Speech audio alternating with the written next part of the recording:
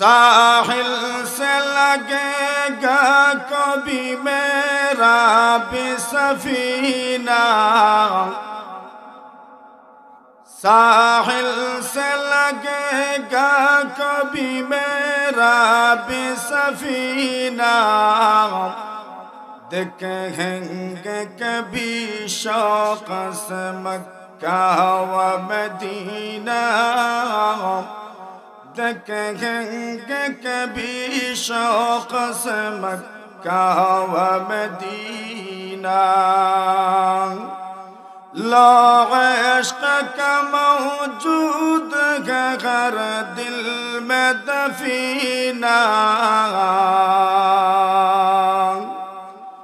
लो इश्क का मौजूद है हर दिल में दफीना, मिलता नहीं लेकिन कभी बेखून पसीना, मिलता नहीं लेकिन कभी बेखून पसीना। अल्लाह रखे ये जोश मोहब्बत के बहारे, अल्लाह रखे ये जोश मोहब्बत के बहारे, एक आग के दरिया सा लगे है मेरे सीना, एक आग के दरिया सा लगे है मेरे सीना। है शरत किसी अहल मोहब्बत की तवज्जो, है शरत किसी अहल मोहब्बत की तवज्जो, मिलता नहीं वरना ये मोहब्बत का नगीना, मिलता नहीं वरना ये मोहब्बत का नगीना। माना के मसाइब रगे इश्क में अख्तर, माना के मसाइब रगे इश्क में अख्तर, पर उनके करम से जो उतरता है सकीना, पर उनके करम से जो उतरता है सकीना।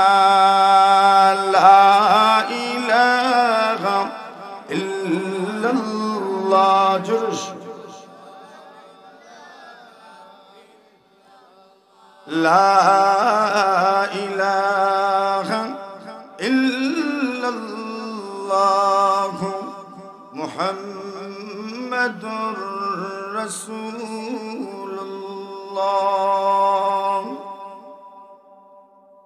ঐতিহ্যবাহী দ্বীনি সংগঠন হুব্বে রাসূল সাল্লাল্লাহু আলাইহি ওয়াসাল্লাম ইসলামী যুব সংঘের উদ্যোগে পেকুপাড়া জামে মসজিদের 11তম বার্ষিক তাফসীরুল কুরআন মাহফিলের সম্মানিত সভাপতি মুআজ্জাজ মুকাররম হযরত উলামায়ে কেরাম,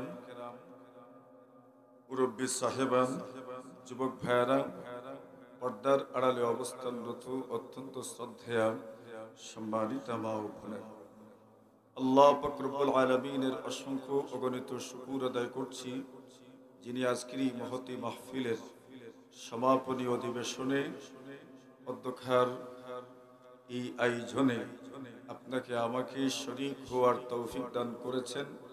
এজন্য আমরা সকলেই জবান খুলে মহব্বতের সাথে কালিমাতুশ শুকরের নজরানা পেশ করছি। এই সংগঠনে রাসূল আকরাম সাল্লাল্লাহু আলাইহি ওয়াসাল্লামের মহব্বতের তালিম শিক্ষার এক প্ল্যাটফর্ম। আমি আপনাদের সামনে মুহাম্মদুর রাসূলুল্লাহ সাল্লাল্লাহু আলাইহি ওয়াসাল্লামের নাম সম্বলিত এক আয়াতে কারীমা তিলাওয়াত করেছি, যেই আয়াত সূরাতুল ফাতহের শেষ আয়াত। আল্লাহ তাআলা এই আয়াতের মধ্যে মুহাম্মদ শব্দের সাথে রাসূলুল্লাহ শব্দ যুক্ত করেছেন। মুহাম্মাদুর রাসূলুল্লাহ। আর কোন নবী রাসূলকে আল্লাহ তাআলা এইভাবে রাসূলুল্লাহ বলেন একসাথে নামের সাথে যুক্ত করে। একমাত্র মুহাম্মাদুর রাসূলুল্লাহ ওনার নামের সাথে যুক্ত হয়ে রাসূলুল্লাহ শব্দ এসেছে।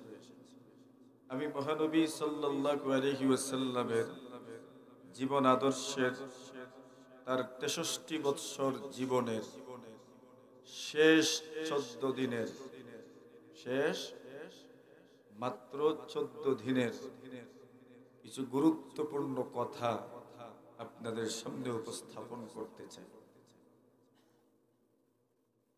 জনাবে রাসূলুল্লাহ সাল্লাল্লাহু আলাইহি ওয়াসাল্লামের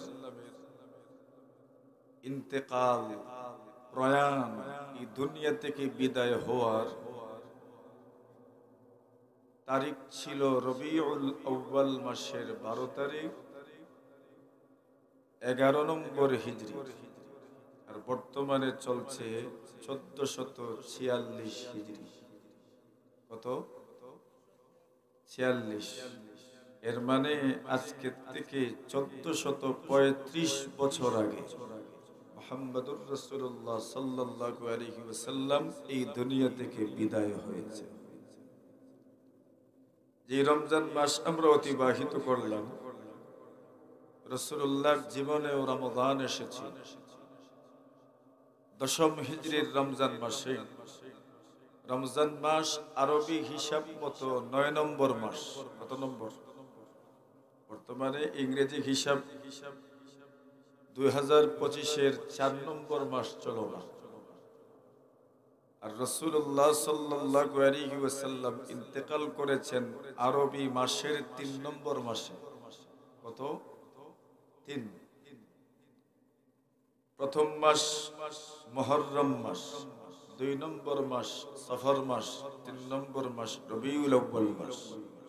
রাসূলুল্লাহ রবিউল আউয়াল মাসে ইন্তেকাল করেছেন। 4 নম্বর মাস রবিউস সানি, 5 নম্বর মাস জুমাদাল উলা, 6 নম্বর জুমাদাল উখরা, 7 নম্বর রজব, 8 নম্বর শাবান, 9 নম্বর বলেন মাসই তো এসে গেছে, 9 নম্বর রমজান মাস, 10 নম্বর শাওয়াল মাস, যেই মাসের প্রথম তারিখে ঈদুল ফিতর হয়, 11 নম্বর মাস যুলকাদা মাস, এটাকে আমরা বাংলাতে জিলকদ লিখি, 12 নম্বর মাস যুলহিজ্জা মাস, এটাকে বাংলাতে জিলহজ মাস লিখি। আল্লাহ তাআলার হিসাব মতো মাস 12টা। কতটা? এজন্য ইংরেজিতেও 12টা, ইংরেজি ক্যালেন্ডারেও 12টা, বাংলা ক্যালেন্ডারেও 12টা, আরবি ক্যালেন্ডারেও কয়টা? 12টা। আল্লাহর হিসাব এটা কোরআন থেকে। আল্লাহ তাআলা বলেন মাসের গণনা আল্লাহ তাআলার কাছে পৃথিবীর সৃষ্টির থেকে আজ অবধি 12 মাস। এই 12 মাসের শেষ মাস যুলহজ মাস, যেটা এই মাস হজের মাস। 10ম হিজরিতে রাসূলুল্লাহ সাল্লাল্লাহু আলাইহি ওয়াসাল্লাম হজ করেছেন। এই হজকে বলা হয় বিদায়ী হজ। কি হজ? বিদায়ী হজ। এজন্য ইতিহাসের পাতায় এক ভাষণ, সবচেয়ে বেশি প্রসিদ্ধ ভাষণ, এটাকে বলা হয় বিদায় হজ্জের ভাষণ। কোন হজের ভাষণ? বিদায় হজের ভাষণ। রাসূলুল্লাহ দুনিয়া থেকে বিদায় হওয়ার আগে যে হজ করেছেন সেই হজের ভাষণ। এটা রাসূল এই বক্তৃতা, এই ভাষণ দিয়েছিলেন 10 হিজরির 12 নম্বর মাসে। আর এর আগে 9 নম্বর মাসে, 10 হিজরির 9 নম্বর মাসে রাসূল ইতিকাফ করতেন প্রত্যেক বছরই। রাসূলুল্লাহ শেষ বছর 10 নম্বর বছর, 10 নম্বর হিজরিতে রাসূল ইতিকাফ করেছেন 20 দিন। কতদিন? 20 দিন। কথাগুলো কেন বলছি পরে বলছি। রাসূলুল্লাহ ইতিকাফ করেছেন 20 দিন। প্রশ্ন হলো 20 দিন ইতিকাফ কেন করলেন? অন্যান্য মাসে, অন্যান্য বছর রমজান মাসে 10 দিন ইতিকাফ করতেন, আর শেষ বছর রাসূলুল্লাহ দশম হিজরিতে ইতিকাফ করেছেন কতদিন? 20 দিন। মুহাদ্দিসিনে কেরাম লিখেন, রাসূল আল্লাহর পক্ষ থেকে কিছুটা ইঙ্গিত পেয়ে গিয়েছিলেন ওনার হায়াতে জিন্দেগি আর বেশি দিন না। সুবহানাল্লাহ। এজন্য রাসূল তার জীবনের শেষ সময়টাকে আমলের মাধ্যমে রাঙ্গানোর চেষ্টা করেছিলেন। রাসূলুল্লাহ রমজান মাসে 20 দিন ইতিকাফ করেছেন। এর মানে রাসূলুল্লাহ তার ইন্তেকালের কয়েক মাস আগের থেকে তার চলনে বলনে কথনে কথাবার্তায় উঠা বসায় এই কথা বোঝা যাচ্ছিল যে রাসূল মনে হয় দুনিয়াতে আর বেশি দিন থাকবেন না।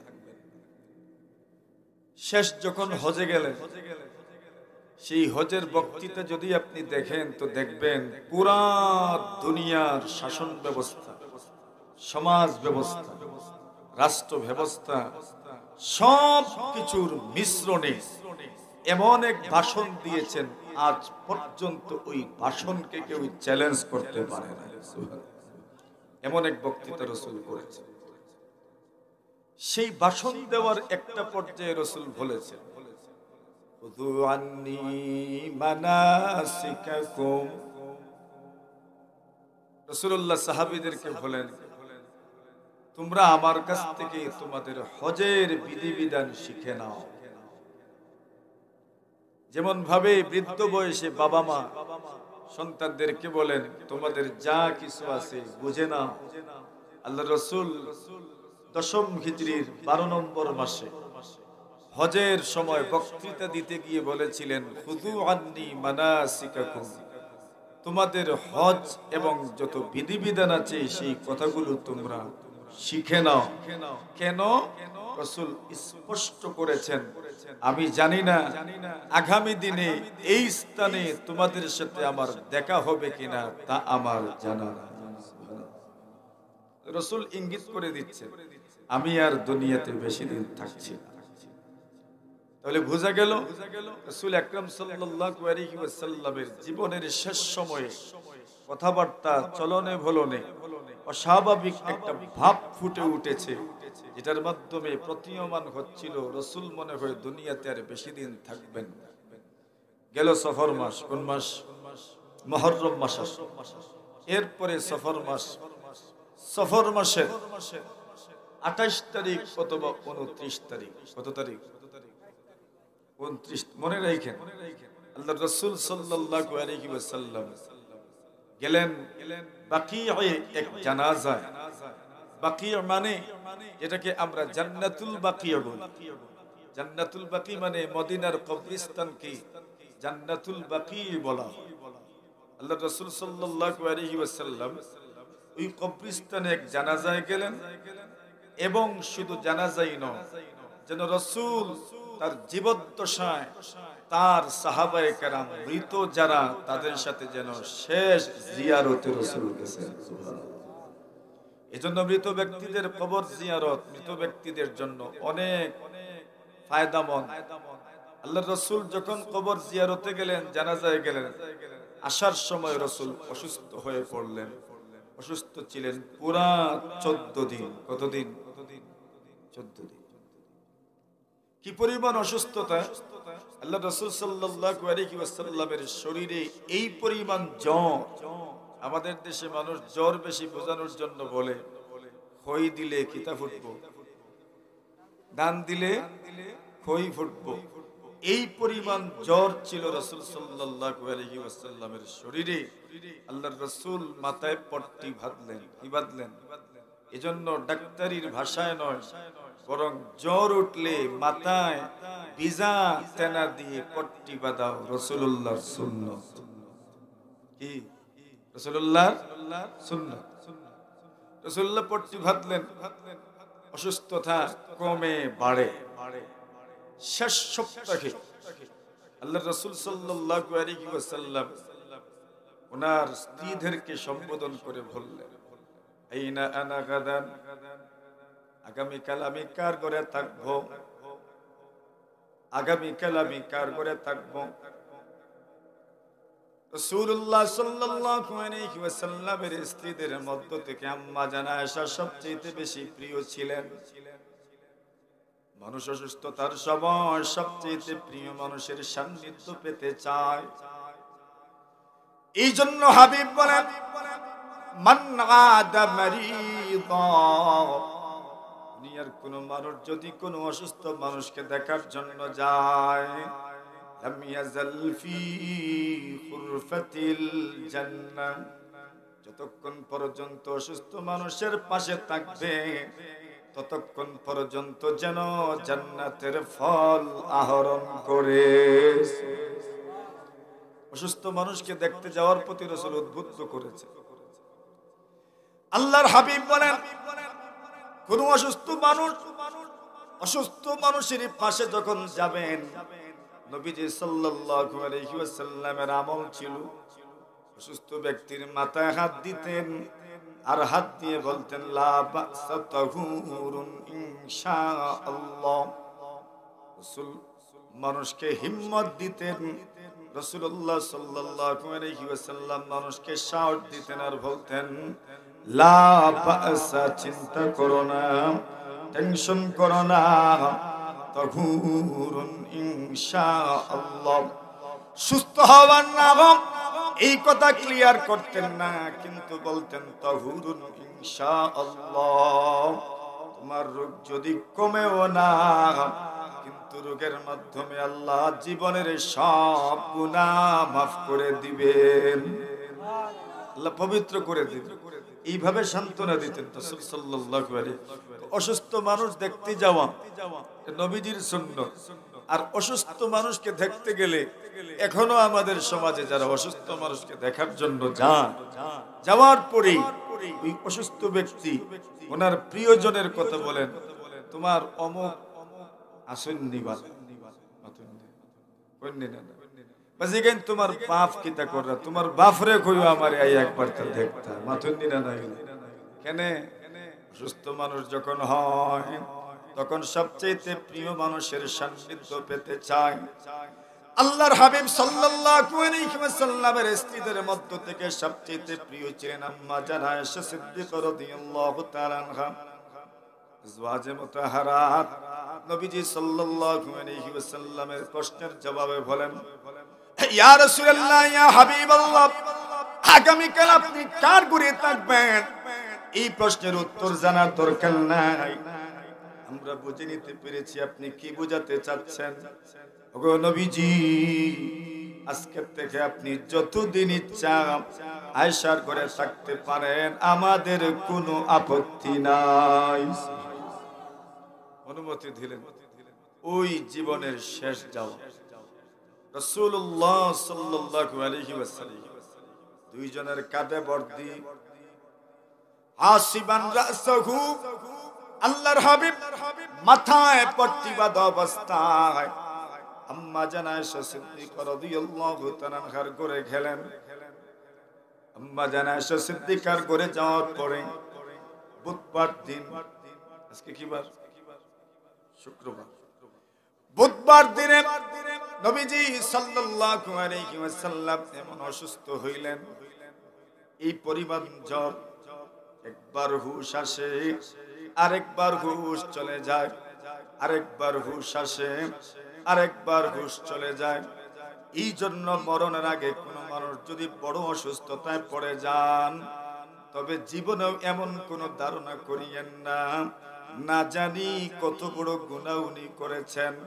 রাসূলুল্লাহ সাল্লাল্লাহু আলাইহি ওয়াসাল্লাম বলেন, কোন মানুষ যদি আল্লাহ পাক তার জন্য জান্নাতের মধ্যে যে স্থান পূর্ব নির্ধারণ করে রেখেছেন, ওই স্থানের উপযোগী যদি না হতে পারে আমলের মাধ্যমে, অসুস্থতার মাধ্যমে আল্লাহ তাআলা ওই স্থানের উপযোগী বানাইয়াই তবে দুনিয়া থেকে বিদায় দেন। জন্য অসুস্থ হইলে তাকে নিয়ে কোন ধরনের ট্রল করা উচিত নয়, হোক না সে দুশমন, হোক না সে শত্রু, হোক না সে অন্য কেউ, কোনোভাবেই তাকে নিয়ে ট্রল করা যাবে না। এটা আল্লাহর পক্ষ থেকে অনেক বড় রহমত। আল্লাহ রাসূল যখন অসুস্থ হইলেন, এইভাবে আল্লাহ রাসূল সাল্লাল্লাহু আলাইহি ওয়াসাল্লামের দিন যাচ্ছে বুধবার দিন। নবী আলাইহিস সালাতু ওয়াস সালাম বলেন, পত্নীদেরকে বলেন, স্ত্রীদেরকে বলেন, তোমরা আমার জন্য পানির ব্যবস্থা করো। রাসূলুল্লাহ সাল্লাল্লাহু আলাইহি ওয়াসাল্লাম বলেন, বিভিন্ন কুয়ার পানি তোমরা একটা বর্তনের মধ্যে রাখো, ওই বর্তন থেকে বিভিন্ন কুয়ার মিশ্রিত পানি, বিভিন্ন জায়গার মিশ্রিত পানি আমার মাথার উপর তোমরা ডালতে থাকো। নবীজি সাল্লাল্লাহু আলাইহি ওয়াসাল্লামের মাথার উপর এই পরিমাণ পানি ডালা হলো, রাসূলুল্লাহ নিজেই বললেন, হাসবুকুম হাসবুকুম, বাস যথেষ্ট হয়েছে, আর পানি ডালতে হবে না। নবীজি কেন সুস্থ হতে চান?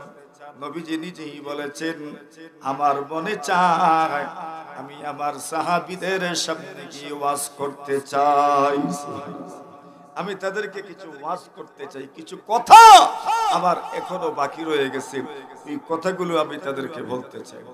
জোহরের নামাজ কোন নামাজ? কোন দিনের? বুধবারের। বুধবারের জোহরের নামাজের সময় রাসূলুল্লাহ নামাজ পড়াইলেন। আর নামাজ পড়ানোর পরে যেমন ভাবে আমাদের মসজিদগুলোতে তালিম যখন হয়, তখন আমরা সকলেই মাশাআল্লাহ মেহরাবের চতুর্পার্শ্বে জমা হয়ে বসি। আল্লাহ রাসূল সাল্লাল্লাহু আলাইহি ওয়াসাল্লাম সাহাবীদেরকে বললেন, আইয়ুহান নাসু ইলাইয়া, হে লোকজন আমার পাশে আসো, আমার কাছে আসো। ফাসাবু ইলাইহি, বলতে দেরি সাহাবায়ে কেরাম মেহরাবের পাশে যেতে দেরি করেন নাই। এবার ওয়াজ শুরু হইল, এটাই আবার মূল ওয়াজ। নবীজি সাল্লাল্লাহু আলাইহি ওয়াসাল্লাম বলেন, সাহাবীরা আমার, লাআনাল্লাহুল ইয়াহুদা ওয়ান নাসারা, আল্লাহ পাক ইহুদিদের উপর আল্লাহর অভিশাপ, খ্রিস্টানদের উপর আল্লাহর অভিশাপ। নাউজুবিল্লাহ। কার উপর অভিশাপ? ইহুদিদের উপর অভিশাপ, খ্রিস্টানদের উপর অভিশাপ। কেন অভিশাপ? এই কথাটা বুঝেন, রাসূলুল্লাহ নিজেই তুলে ধরেছেন কেন অভিশাপ। ইত্তাখাযু কুবুর আমবিয়াইহিম মাসাজিদ, এরা তাদের নবী রাসূলদের কবরগুলোতে সিজদা করেছে। নাউজুবিল্লাহ। এখন বলেন তো, নবী রাসূলদের কবরে সিজদা করলে যদি আল্লাহর অভিশাপ পড়ে, তো ওলি পীর গৌস কুতুবের কবরে সিজদা করলে আল্লাহর অভিশাপ নামবে কিনা? জোরে বলেন, আল্লাহর অভিশাপ নামবে। রাসূল সতর্ক করে যাচ্ছেন, খবরদার, আমার তো ইন্তেকালের সময় ঘনিয়ে এসেছে, কি জানি আমার কবরেও যদি কেউ এমন ভাবে, যদি আমার কবর কেউ মাজার সদৃশ বানিয়ে যদি পূজা করা শুরু করে দেয়, তো আল্লাহর রাসূল আগেই সতর্ক করে গেলেন, ইহুদি খ্রিস্টানদের উপর আল্লাহর অভিশাপ।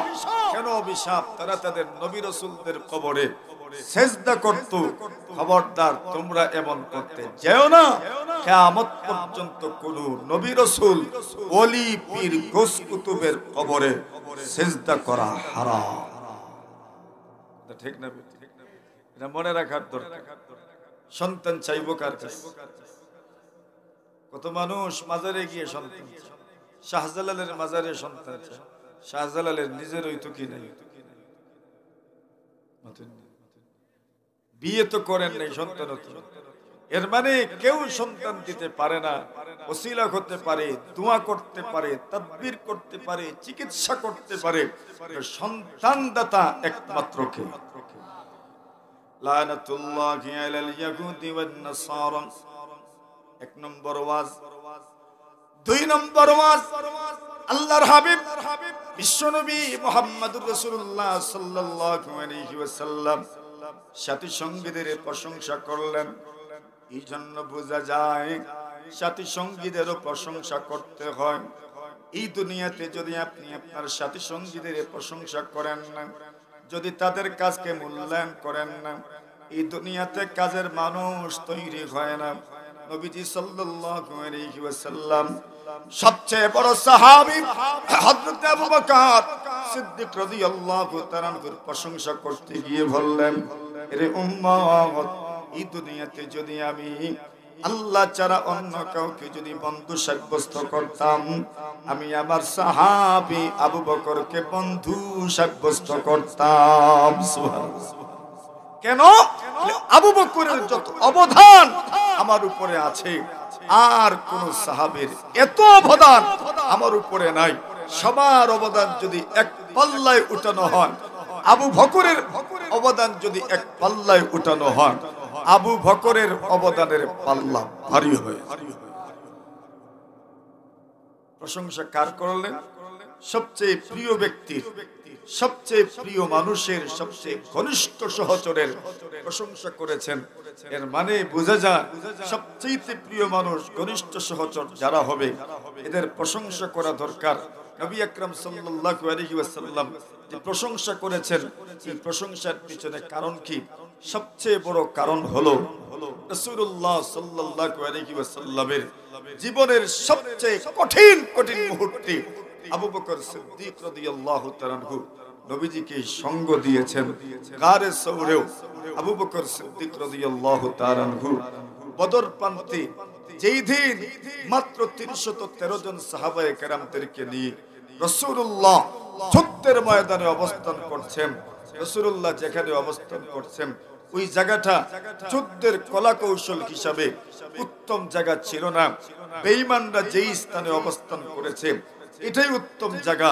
আল্লাহর রাসূল সাল্লাল্লাহু আলাইহি ওয়াসাল্লাম লক্ষ্য করলেন সাহাবীদের কাছে অস্ত্র তেমন নাই, রসদপত্র ঠিকমতো আসছে না, এমন কি কোন ধরনের রেকো নাই, কোন ধরনের শেল্টারও নাই, কোন ধরনের সহযোগিতা আসারও কোনো ব্যবস্থা নাই। নবী আকরাম সাল্লাল্লাহু আলাইহি ওয়াসাল্লাম সাহাবায়ে কেরামদেরকে হিম্মত দেওয়ার জন্য আবু বকর সিদ্দিককে দিয়ে ছোট্ট একটা ঘরের ভিতরে ঢুকলেন, আল্লাহর কাছে দোয়ায় লিপ্ত হলেন। দোয়া করলেন কি, আল্লাহ এই মানুষগুলো যদি মারা যায়, এদের কিছু যাবে না, আসবে না, এরা তো শাহাদাতের অমীয় সুধা পান করবে, কিন্তু আপনার জমিনে আপনার ইবাদত আর কেউ করতে পারবে না।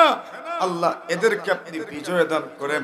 আবু বকর সিদ্দিক নবীজির বাহুতে ধরে বললেন, বাস আর কিছু বলতে হবে না, এই দোয়া আল্লাহ ফেরত দিতে পারেন। এবার অনুভব করে আবু বকরের ঈমান কি পরিমাণ মজবুত ছিল। আবু বকর সিদ্দিক বলেন, হাসবুকা ইয়া রাসূলুল্লাহ, ওগো রাসূল যথেষ্ট হয়েছে, আর দোয়া করতে হবে না, এই দোয়া তো আল্লাহ ফেরত দিবেন না। সত্যি আল্লাহ দোয়া কবুল করেছেন। 313 জনকে আল্লাহ তাআলা বিজয় দান করেছেন। সুবহানাল্লাহ। ঘনিষ্ঠ সহচর সবার আগে যিনি মুসলমান হয়েছেন উনিই হযরতে আবু বকর সিদ্দিক রাদিয়াল্লাহু তাআলা আনহু। পুরুষদের মধ্য থেকে খাদিজাতুল কুবরা, মহিলাদের মধ্যে এবং সবার আগে আলাল ইতলাক, সবার আগে মুসলমান হয়েছেন। আর দ্বিতীয়তে দাওয়াতি কার্যক্রম পরিচালনার মাধ্যমে যারা মুসলমান হয়েছেন তার মধ্যে হযরতে আবু বকর সিদ্দিক রাদিয়াল্লাহু তাআলা। এবার রাসূল বললেন, সবগুলো দরজা বন্ধ করে দাও। আবু বকর সিদ্দিকের ঘর মসজিদে নববীর দিকে দরজা খুলে, হযরত উমরের ঘর মসজিদে নববীর দিকে দরজা খুলে, আলীর ঘর মসজিদে নববীর দিকে দরজাটা খোলা, হযরত উসমানের ঘর মসজিদে নববীর দিকে দরজা খোলা। নবীজি সাল্লাল্লাহু আলাইহি ওয়াসাল্লাম ইন্তেকালের মাত্র 6 দিন আগে বুধবার দিনে আল্লাহর রাসূল বলে দিলেন, সবগুলো দরজা বন্ধ করে দাও, একমাত্র আবু বকরের দরজা খোলা থাকবে। রাসূল ইঙ্গিত করে দিচ্ছেন, আমার পরে সরাসরি মুসলিম বিশ্বের খলিফা নির্বাচিত হবেন কে? জুড়ে বলে, ও যে আপনারা সব বলে গেলেন ইসলামী রাষ্ট্র ব্যবস্থা খেলাফত নির্ভর, আল্লাহর রাসূলের পরে সর্বপ্রথম যিনি খলিফা হবেন উনি কে? হযরতে আবু বকর সিদ্দিক। ইঙ্গিত করলেন কিভাবে? মসজিদে নববীতে রাসূলের দরজাও খোলা, এর মানে যিনি প্রধান হবেন ওনার দরজা খোলা থাকবে মসজিদে নববীর দিকে। রাসূল বলেন সব দরজা জানালা বন্ধ করে দেওয়া হোক, একমাত্র দরজা খোলা থাকবে কার? মানে রাসূলের পরে খলিফা কে হতে যাচ্ছে?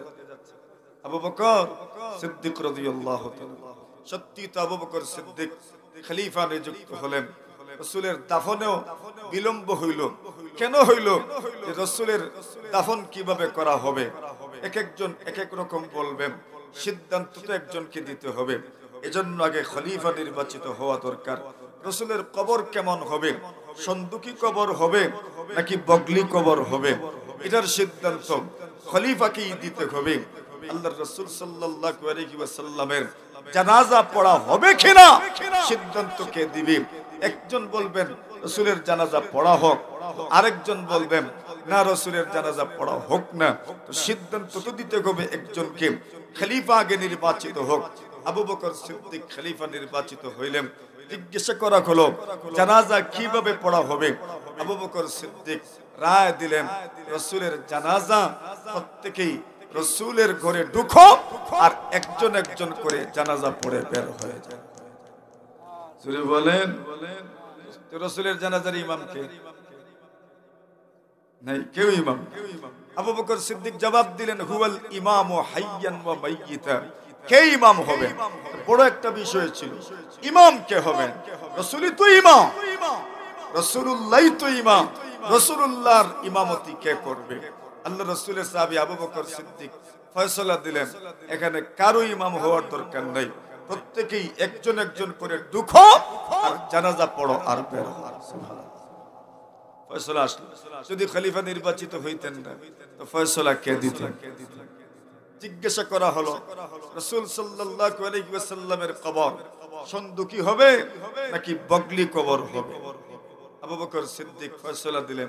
ওই সময় মদিনায় দুইজন ছিলেন কবর খুঁড়তেন।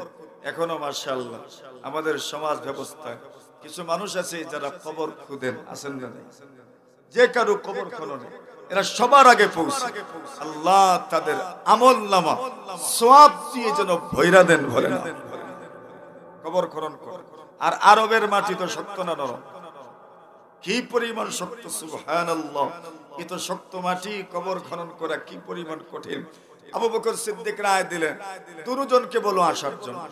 যিনি বগলি কবর খুঁদেন উনাকেও বলো আসার জন্য, যিনি সন্দুকি কবর খুঁদেন উনাকেও বলা হোক আসার জন্য। যিনি আগে আসবেন এরকম কবর হোক। সুবহানাল্লাহ বলে দেখা গেল যার যিনি বগলি কবর খুঁদেন উনি আগে এসেছেন, সেই বগলি কবর খুঁজে হয়েছে। সুবহানাল্লাহ। ফয়সালা আসলো আবু বকর সিদ্দিকের জবান। নবীজিকে কোথায় দাফন করা হবে? এটা একটা আরো বড় প্রশ্ন ছিল। দাফন করা হবে কোথায়? এখনো তো মাইল লাগি যায়নি নাকি? মনে করেন যদি আপনার বউ যদি আরেক জায়গা দিয়ে মারা যায় বাপর বাড়ি তো মাসলাই হয়, খানো দাফন হইতো। শ্বশুর বাড়ি এরা কইন কন্যার বাপর বাড়িতে কইন হন জামাইয়া কিতা কইন তা নন মাইল লাগেনি না লাগে। তো কবর কোথায় দেওয়া হবে এটা একটা গুরুত্বপূর্ণ বিষয় ছিল। আবু বকর সিদ্দিক খলিফা জবাব দিলেন যেখানে রাসূল মারা গেছেন সেখানেই দাফন। সুবহানাল্লাহ বলেন। এর মানে নবীরা যেখানে দাফন করা হবে সেখানেই তাদের মৃত্যু হবে। হযরত মূসা কালিমুল্লাহ আলাইহিস সালাতু ওয়াস সালাম আল্লাহর পয়গম্বর আজরাইল আইসলানি। বাকি ঘটনা তো জানা আছে আপনার। আবার পরে কি তৈছিল শোক কেন হইছে? হযরত মূসা আলাইহিস সালাতু ওয়াস সালামের বক্সিং, হযরত আজরাইলের চোখ, বুখারী শরীফের রিওয়ায়াত। হযরত মূসা কালিমুল্লাহ আলাইহিস সালাতু ওয়াস সালাম এমন ভাবে এক থাপ্পড় দিয়েছেন আজরাইল আলাইহিস সালাতু ওয়াস সালামকে, দৃষ্টি পর্যন্ত চলে গেছে। হযরত আজরাইল আল্লাহর কাছে ফিরে গেলেন, বললেন আল্লাহ এমন এক ব্যক্তির কাছে পাঠিয়েছেন আমাকে, এই আল্লাহর বান্দার মওতের কোনো ইচ্ছাই নাই।